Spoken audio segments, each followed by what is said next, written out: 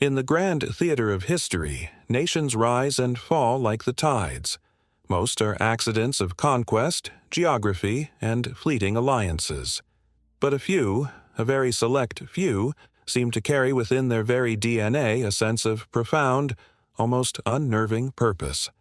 They are not just places on a map, they are ideas, movements, forces that reshape the world in their image. And no nation in the modern era has projected this sense of destiny more powerfully than the United States of America. The very concept of manifest destiny was not an invention of 19th century pioneers, but the final chapter of a story written thousands of years ago.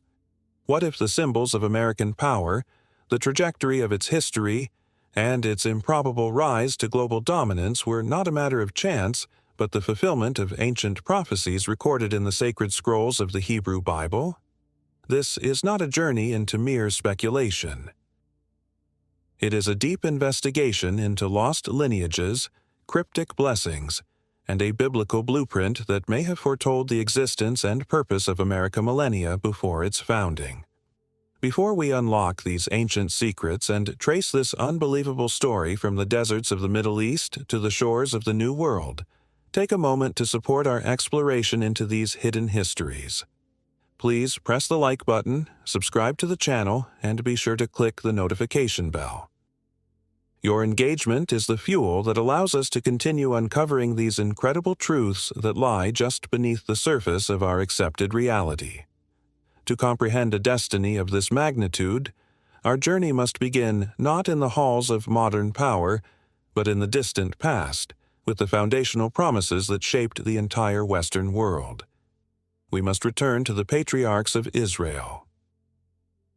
It all starts with Abraham, a man called out from Ur of the Chaldees with a divine promise that his descendants would become a great nation, as countless as the stars in the sky and the sand on the seashore. This covenant was passed down through his son, Isaac, and then to his grandson, Jacob. It was Jacob whose name was changed by a divine encounter to Israel, meaning, "he who strives with God." And it was from Jacob's 12 sons that the 12 tribes of Israel would spring forth, each with a unique role and a specific, prophesied destiny. Among these 12 sons, one stands apart in both suffering and glory: Joseph. His story is one of the most famous in the Bible. The favored son, betrayed by his jealous brothers, sold into slavery in Egypt, and left for dead. Yet, through divine providence and his own unwavering integrity, Joseph rose from the depths of a dungeon to become the second most powerful man in the known world, the vizier of Egypt. He saved not only the Egyptian empire from famine, but also his own family, the very brothers who had betrayed him. This act of forgiveness and salvation positioned the nascent nation of Israel to grow and multiply under Egypt's protection. But Joseph's ultimate significance extends far beyond the unique inheritance passed on to his 2 sons, Ephraim and Manasseh, who were born to him in Egypt. This is the crucial turning point, the prophetic key that unlocks the connection to the United States. As the patriarch Jacob lay on his deathbed, he summoned his sons to bestow upon them their final blessings, prophetic declarations that would define the character and future of their descendant tribes. When Joseph brought his 2 sons to receive their blessing, he positioned them according to tradition: Manasseh, the firstborn, on Jacob's right for the primary blessing, and Ephraim, the younger, on his left. But Jacob, guided by a spirit of prophecy, did something shocking. He deliberately crossed his hands, placing his right hand on the head of the younger son, Ephraim, and his left hand on Manasseh. Joseph protested, attempting to correct his father's apparent mistake, but Jacob refused, stating, "I know, my son, I know." He then uttered a prophecy that would echo through the ages. He declared that Manasseh, the elder, he also shall become a people, and he also shall be great. But of Ephraim, the younger, he proclaimed something even more profound. "Truly, his younger brother shall be greater than he, and his descendants shall become a multitude of nations. Let us pause and absorb the weight of these words. The Hebrew phrase for multitude of nations is melo hagoyim, which can be translated as a fullness of the Gentiles or a company of nations. This was a unique and staggering promise. While the tribe of Judah, another of Jacob's sons, was prophesied to produce the line of kings, including the Messiah, the descendants of Joseph were given a different kind of inheritance, one of immense population growth, material wealth, and the formation of distinct national entities. They were destined to become peoples and great nations in their own right. This blessing effectively granted Joseph a double portion, as his 2 sons were adopted as full tribal heads, making 13 tribes in practice. This distinction is critical. The lineage of Joseph was set on a separate, though parallel, path from the lineage of Judah, from whom the Jewish people primarily descend. For centuries, the 12 tribes of Israel lived as a unified confederation, eventually becoming a powerful kingdom under King David and his son, Solomon. But after Solomon's death, the kingdom fractured in a bitter civil war. 10 of the tribes in the north rebelled, forming their own nation, which retained the name Kingdom of Israel. The tribes of Judah and Benjamin, along with many of the Levites, remained loyal to the Davidic dynasty in the south, forming the Kingdom of Judah, with Jerusalem as its capital. The northern Kingdom of Israel, which included the powerful and populous tribes of Ephraim and Manasseh, was often more powerful and prosperous, but it fell into idolatry and turned away from the covenants of their forefathers. Prophets were sent to warn them, but the warnings were ignored. The consequences were catastrophic. Around 722 BC, the mighty Assyrian Empire swept down from the north and completely conquered the northern kingdom of Israel. The Assyrians had a brutal but effective policy for preventing rebellions: mass deportation. They uprooted the entire population of the 10 northern tribes, hundreds of thousands if not millions of people, and scattered them throughout the vast Assyrian Empire in parts of modern-day Iraq, Iran, and Syria. They were absorbed into other cultures, resettled in foreign lands, and over the course of generations, they seemingly vanished from the historical record. They became known to history as the 10 Lost Tribes of Israel. In their place, the Assyrians imported other conquered peoples, who intermarried with the few remaining Israelites and became the Samaritans of a later era. Meanwhile, the southern kingdom of Judah survived for another century and a half before being conquered by the Babylonians. While the people of Judah also faced exile, they largely managed to maintain their distinct identity, their faith, and their lineage, eventually returning to their land and becoming the people we know today as the Jews. The 10 tribes of the north, however, disappeared. Or did they? The Bible itself suggests they were not erased from existence, but merely lost from view, hidden among the nations, to re-emerge in a different form at a later time. This is where the historical detective work begins, tracing a path that is both controversial and compelling. Many historians and theologians propose that these scattered Israelites did not simply assimilate and disappear forever. Instead, they embarked on a long, unrecorded migration. Freed or escaping from the collapsing Assyrian and subsequent Babylonian empires, these tribes, now nomadic and having lost much of their original identity, began to move. Their path was not back to their conquered homeland, but north and west, through the Caucasus Mountains. Ancient historical records from figures like Herodotus speak of massive migrations of people known as the Scythians and the Cimmerians, who appeared in this exact region at this exact time. Proponents of this theory point to linguistic and archaeological clues suggesting these groups were, in fact, the displaced Israelites. The name Scythian, for example, sounds remarkably similar to a Hebrew word for wanderer or shelter, and the name of the Cimmerians has been linked to Qumri, the name the Assyrians used for the house of Israel. Over centuries, these migrating masses pushed westward, displacing other peoples and settling across Europe. They became the progenitors of many of the tribes that would eventually topple the Roman Empire and lay the foundations of modern Europe: the Angles, the Saxons, the Jutes, the Danes, the Normans. They had forgotten their Hebrew origins, their language and their laws, but they carried with them certain genetic markers, cultural tendencies, and, according to this theory, the yet unfulfilled blessings of their ancestor Jacob. They were a people group waiting for their prophetic moment to arrive, and in the Isles of Britain, one branch of this lineage would consolidate into a powerful nation, setting the stage for the fulfillment of the first part of Jacob's prophecy. This brings us to the modern era, where the cryptic prophecies given to Joseph's sons begin to map onto world history with stunning precision. Number 1.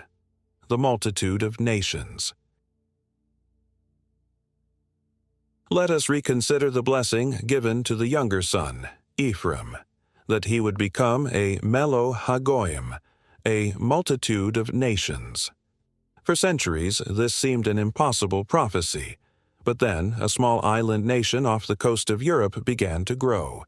Great Britain, settled by the Angles and Saxons, whom this theory identifies as descendants of the lost tribes, embarked on an unprecedented era of global exploration and colonization. At its zenith, the British Empire was the largest empire in human history, a sprawling global entity upon which the sun never set. It was not a single nation, but a vast collection, a company of nations: Canada, Australia, New Zealand, South Africa, India, and numerous others. This global commonwealth, this family of nations all born from a single mother country, fits the description of Ephraim's destiny with an accuracy that is difficult to dismiss as Britain mere itself coincidence. Became a great nation, but its ultimate prophetic role was to birth a multitude of nations. Number 2. The great people. Now we turn to the elder son, Manasseh. The prophecy stated, "He also shall become a people, and he also shall be great." It did not say a company of nations, but a single great people. In the 17th century, a group of people broke away from Britain, seeking religious freedom. These were the Pilgrims and the Puritans, who sailed to the shores of America. It is crucial to understand their mindset. They were not simply colonists seeking wealth. They saw themselves as a new Israel entering a new promised land. They explicitly and repeatedly used this biblical typology to describe their mission. Their first governing document, the Mayflower Compact, was a covenant, just like the covenants of ancient Israel. John Winthrop, the first governor of the Massachusetts Bay Colony, famously declared that their new society would be as a city upon a hill, a direct reference to the words of Jesus in the Sermon on the Mount, a beacon for all the world to see. They saw their journey out of England as a new exodus. This ideological foundation is the bedrock of the American identity. From this small beginning, the United States grew, eventually separating from its mother country, Great Britain, a symbolic representation of Manasseh breaking away from Ephraim, and over 2 centuries, it became the single most powerful and prosperous nation on earth.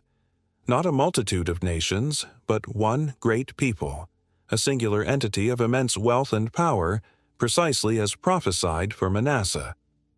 The evidence supporting this interpretation goes far beyond this single prophetic parallel into the very fabric of American identity and symbolism. When the Founding Fathers were designing the Great Seal of the United States, their initial proposals were explicitly biblical. Benjamin Franklin proposed a scene of Moses parting the Red Sea. Thomas Jefferson suggested the children of Israel in the wilderness, led by a pillar of cloud by day and a pillar of fire by night. While a different design was ultimately chosen, the biblical undertones remained. The national bird, the bald eagle, is a powerful symbol in the Bible, often representing God's power, deliverance, and care for Israel. In Exodus, God tells Israel, "I bore you on eagle's wings and brought you to myself." Furthermore, consider the blessings of material prosperity promised specifically to the tribes of Joseph in the book of Deuteronomy, chapter 33. Moses blesses Joseph's descendants with the precious things of heaven, the best of the ancient mountains of the earth and its fullness, of the everlasting hills. This reads like a perfect description of the North American continent, a land of immense, unparalleled natural resources, fertile plains, vast forests and mountains rich with minerals, all protected by two vast oceans. This geographical and material blessing, given specifically to Joseph, finds its ultimate expression in the prosperity of the United States.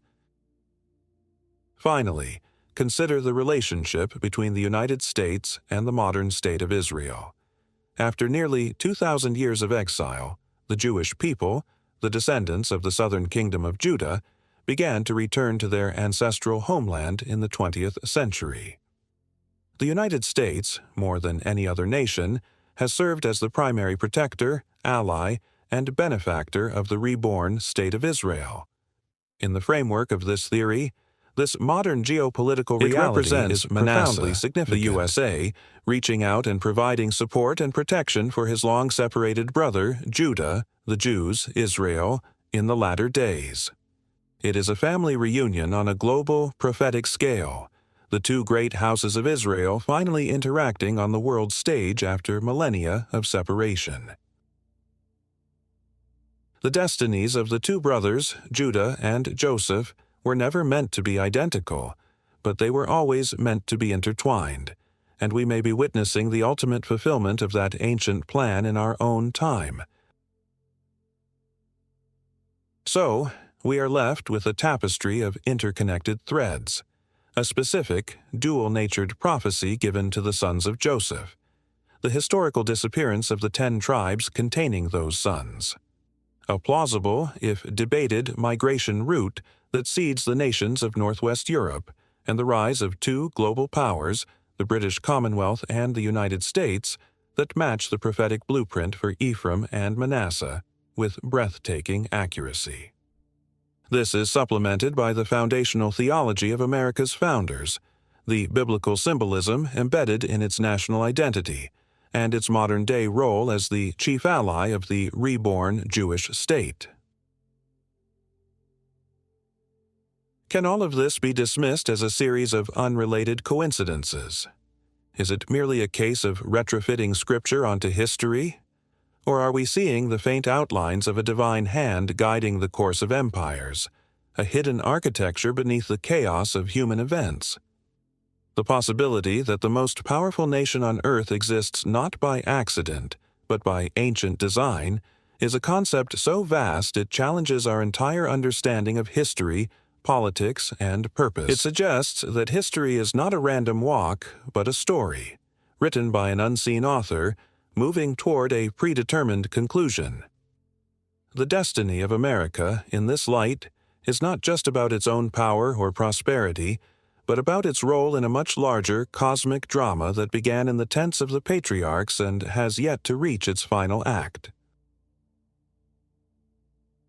If this journey through hidden history has expanded your perspective, please show your support by liking this video, subscribing to our channel for more deep dives like this one, and hitting the notification bell so you never miss a new revelation.